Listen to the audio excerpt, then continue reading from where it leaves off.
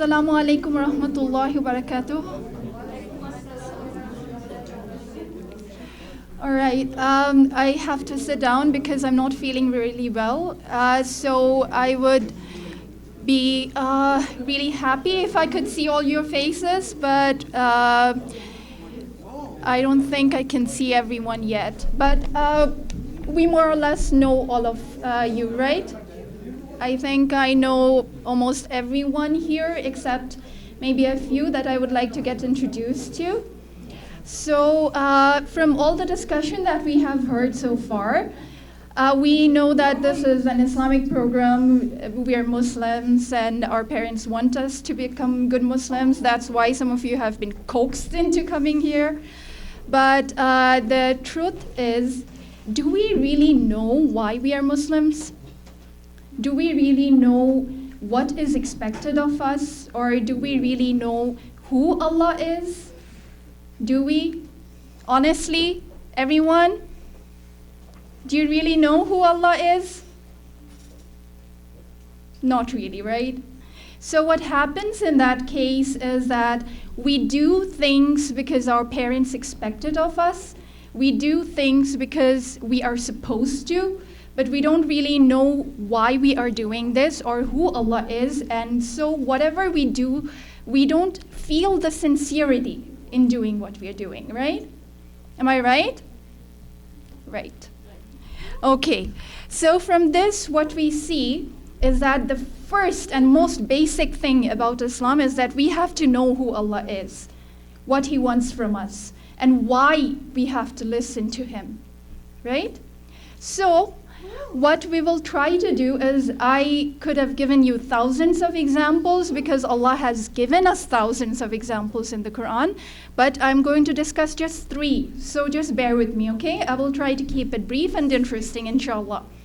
So the first example that I'm going to discuss with you is something that all of you know. All of you, I think, have learned Surah Ikhlas, right? So this surah was revealed when some people, just like us, were curious. They wanted to know who Allah is. And He tells His Prophet, Qul, tell them, right? Tell them what? Who Allah. His name is Allah, right? Allah breaks down to 2 words, Al and Ilah. Al means the, and Ilah means the one to be worshipped. So Allah is the only one who is to be worshipped. And to emphasize that, He is telling us, Qul huwallahu ahad, right? The word ahad is different from wahid, which is used for one, right? Because wahid can mean one, but there can be another one like that. But ahad is unique. There cannot be anyone like that, right? So from this we find that He is one and only, the only one that we are going to worship. And now we need to know, why are we going to worship Him, right? So Allah is telling us, Allahus Samad. Samad is a word which has many different meanings. Arabic is a very complex kind of language where you can express different kinds of meanings with just one word. So Samad can mean eternal. So Allah has no beginning and He has no end. So from the very beginning we understand He is different from His creation. The creator and the creation cannot be the same. And Samad also means someone who is absolute. He has no flaws, no faults, no problems, and nothing that can be matched by someone else. Like you can say that we see, but we will see that our seeing is limited, while Allah's seeing is all-encompassing. So, since He is Samad, He does not depend on anyone, but we all depend on Him for our creation, for our sustenance, for our life, for our death, and for our judgment. So, from this we can see that we have not just been created by Allah. He is taking care of us and we depend on Him. And you will see the most sincere non-believer, when he is in trouble, what does he say? Oh my God. He doesn't believe in God, but that's the only place he can go to. Right? And then he says, Lam yalid walam yulad. There are two clauses here. Lam yalid, he doesn't have parents, because having parents means you are born. Having parents means there is someone equal to you. There is someone like you. But Allah does not have anyone like Him. Having parents means you have been incomplete and you have reached a stage of completion. But Allah was never incomplete. So He does not need parents to take care of Him. And walam yulad, because having a child means he has to have a wife. And having a wife means the wife has to be somewhat similar to him. But there is nobody who is similar to Allah. Right? And then he tells us, walam yakul lahu kufuwan ahad. There is no one. He re-emphasizes that there is no one who is even remotely similar to Allah. So I will quickly move on to the next example, which many of us read, and it's one of the longest ayahs in the Quran. It's called the Ayatul Kursi, right? And in this one, Allah tells us, Allahu la ilaha illa huwa. So there is no God except Him. So this gives us the confidence that, because some of you have read Greek mythology, right? And you have seen that there are so many gods. What happens? When you please one, another one becomes displeased with you. And when you make one happy, another one's after you, right? But when you know there is only one Allah, you have to please only one, then it gives you the confidence, right? It gives you the confidence to do what you want to do, what you think is right, without fearing any human or inhuman influence. Right?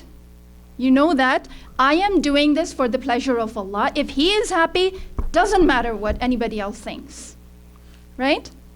So it frees you from any other kind of bondage.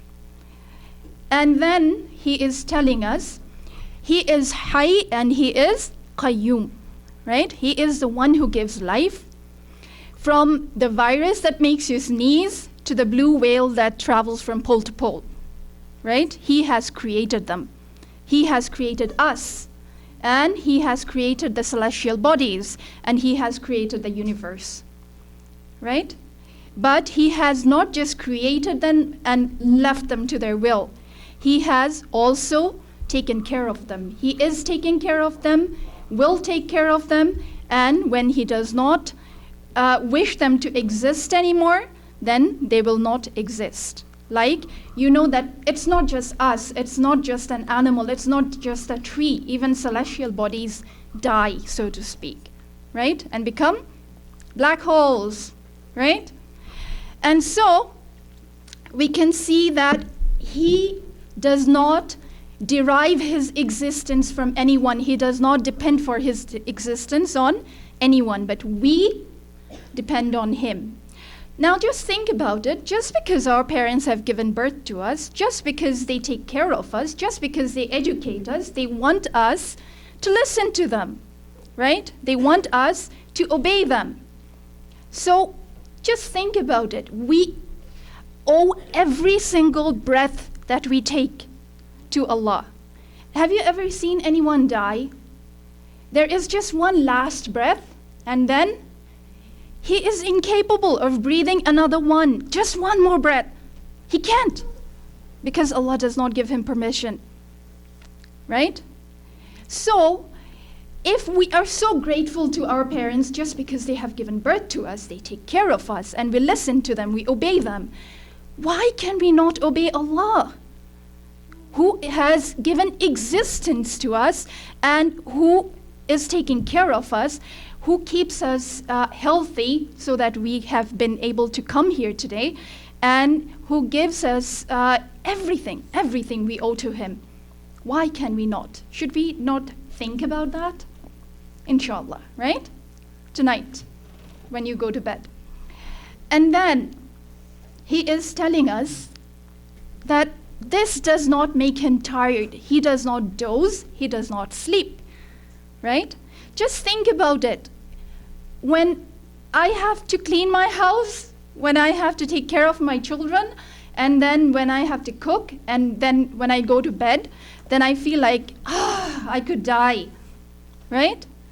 But Allah is taking care of not just one household, He is taking care of the whole universe. And this does not even make him so tired as to doze. Forget about sleep, right? This is who Allah is. And He is saying, there is nothing between the earth and the skies that does not belong to Him. Lahu ma fis samawati wal ard. Everything between the earth and the skies belongs to whom? Please answer. Allah. Belongs to Allah. And this part of Ayatul Kursi always makes me scared. I don't know how you will feel. Where Allah says, "Man zallazi yashfa'u 'indahu illa bi'iznih."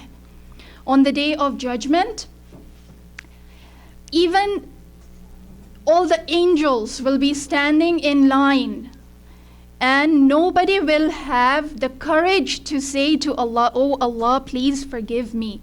Not even that, except if Allah permits them.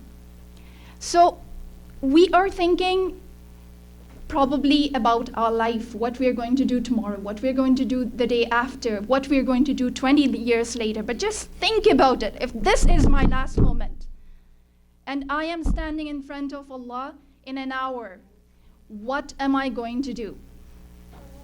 Do we think about that? We pray because our parents make us pray, but don't do that. Just think what Allah has done for you, what He is doing for you, what He will be doing for you, and what you will have to answer to Him, right? And then you will feel that sincerity that comes from the heart. And you will not pray just because your parents expect you to. You will do it because you love Allah, right? And then He is saying that He knows everything that goes on in our hearts, right? Sometimes we are so confused. Forget about our parents, forget about our friends, forget about everyone else. Just think about me. Even I don't know what's going on in my heart. Do you feel you have those moments, right? Sometimes we have those moments when I don't know what is going on in my heart. Even in those moments, Allah knows. Allah knows what is in my heart. Am I doing this because I want people to say, "Oh, she gave a great speech"? Or am I doing this because I want to make Allah happy? He knows, right? So, sincerity is something that Allah will see in your prayers. So the next time you pray, don't do it for your parents, because Allah knows who you are doing it for, right? And then Allah says, وَلَا يُحِيطُونَ بِشَيْءٍ مِّنْ عِلْمِهِ, right? Sometimes when we are very educated, or when we know a lot of stuff, when we make some scientific discovery, we become really proud. We think, "Oh, I've become semi-God," right? But this is something which is really, really foolish, because the greatest of scientists have said that we have just maybe collected 1 or 2 shells from the seashore. Who was that? Who said that? Newton, right? So from this we can see that, just think about something very simple. This is our body, right? And doctors think they can tell when a person's going to die, what a person's going through, or how they can be diagnosed. But Just think about it. Today they will tell you if you have sugar, you're going to have diabetes. Tomorrow they're telling you if you don't have sugar, you're going to have diabetes. The next day they're going to tell you if you eat meat, you're going to have diabetes. The next day they're going to tell you if you don't eat meat, you're going to have diabetes. They don't know, right? So we have this kind of thing which some modern people think that if we say that there's no God, we can do whatever God does, then it makes us seem smart. It actually makes you look stupid, right? Because we are only assuming. We don't know. We only know that part of Allah's knowledge which He gives to us, which He had promised Adam alayhi salam. You are going down to earth and I will send you messages. I will give you whatever knowledge you need to survive and to come back to me pure and perfect, right? So if we follow that, we will return to Allah. We will have an answer, inshallah, to give Him on the day of judgment. But if we don't listen to Him and we think, if we become full of ourselves, what happens on the day of judgment? Even the angels will not be able to help us. Even Jibreel alayhi salam, whose height is from the earth to the heavens, even he will not be any help. And then Allah tells us, وَهُوَ الْعَلِيُّ الْعَظِيمُ. We must not forget to go through these characteristics that Allah gives us in the Quran after many of the ayahs. In some places He says Ghafurur Rahim. In some places He says Azizul Ghafur. We should try to find out what He is telling us in those ayahs because they are very meaningful. They tell us about Allah's qualities. They tell us about Allah's power. They tell us about Allah's compassion. Right? And then the last ayah, I'm not going to recite it to you, I'm going to show it to you, inshallah. So, in Bangladesh, because we're all Bangladeshi, I'm sure we have all seen the hurricane lamp, right? So, what is a hurricane lamp? This is a hurricane lamp, right? So, what happens with a hurricane lamp is in times when there are storms, or when there are any kind of strong wind gusts, then you need a lamp like this, which has a chimney to cover the fire, so that when the wind comes, then the fire does not get exhausted, right? And this is an electric one. I'm sorry, I could not find a real one. So at the bottom of the hurricane, we put oil, right? Kerosene oil or any kind of oil which burns. And inside there is a fire. And Allah gives us an example in the Quran in Surah Nur, ayah number 35, which is also known as Ayatul Nur, right? Which tries to describe Allah to us, which is not really very easy for us to understand, because what happens is Allah is limitless, right? Allah is limitless and our knowledge is limited.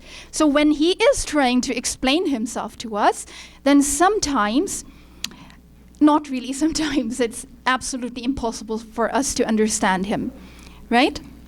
But we want to.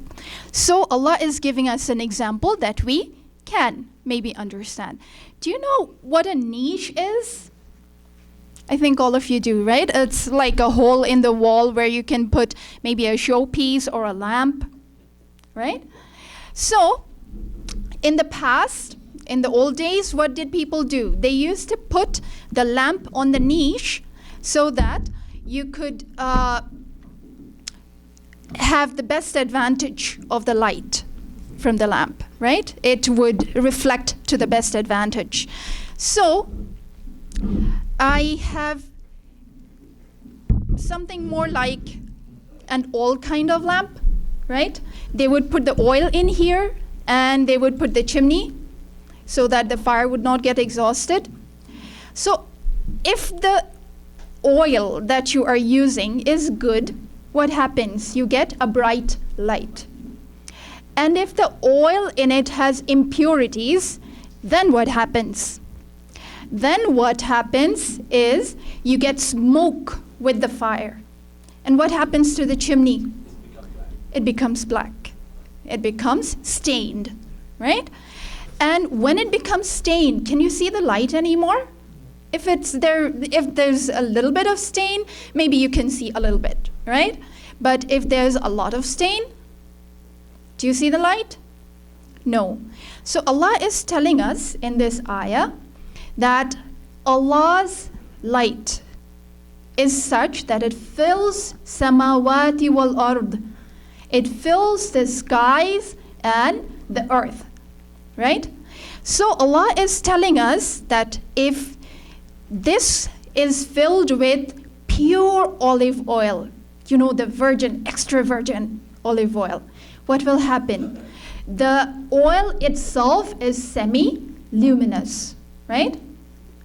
And then when you burn it, you have a pure and stain-free fire. The chimney itself, Allah explains to us, is almost luminous by itself without the fire. The oil and the chimney are almost luminous without the fire. So when that fire burns in here, what happens? The light gets more and more powerful. It increases in concentration and magnitude, right? This is the example of the light of Allah. It does not just fill the niche, it fills the whole room, right? So the chimney here is our heart. That is what Allah is talking about. When we fill our hearts with different kinds of unnecessary stuff, like we are thinking badly about other people, thinking other kinds of stuff, thinking about songs, thinking about actors, thinking about this, thinking about that, what happens? Our heart gets small little stains. But finally what happens? Can purities and impurities live together? Is it even possible, even remotely possible? No. So when we fill our hearts with all those kinds of stuff, then our hearts become stained and the light of Allah cannot enter our hearts. It cannot come into our hearts. But if we try to cleanse the chimney, if we try to cleanse our heart and fill it with the light of Allah, then what happens? Then the light of Allah will guide us. In every kind of problem, you will feel the light of Allah and you will feel it will guide me through the way, no matter how dark it is, no matter how problematic it is, no matter how traumatic an experience I'm going through, but the light of Allah will fill my heart. I will give you just a small example and finish inshallah. We have a friend, and when she heard that she had cancer, then she became broken down. Naturally, that would be our first reaction to this news, right? We would think, oh my God, I'm going to die, right? But if your heart is filled with Allah's light, how would you feel? You would feel, if Allah has given this to me, Allah will cure me of it, right? You would not be broken down. You would not be worried. You would think, if Allah has given it to me, He will give me the solution, right? And the day before her surgery, she was laughing. Subhanallah, right? She was not just not worried, she was laughing. So this is what Allah's light can do to your heart. So let us open our hearts to Allah. Let us cleanse our chimney from all kinds of stains, and let ourselves be guided to Allah by Allah's light. Let us try inshallah. Assalamu alaikum.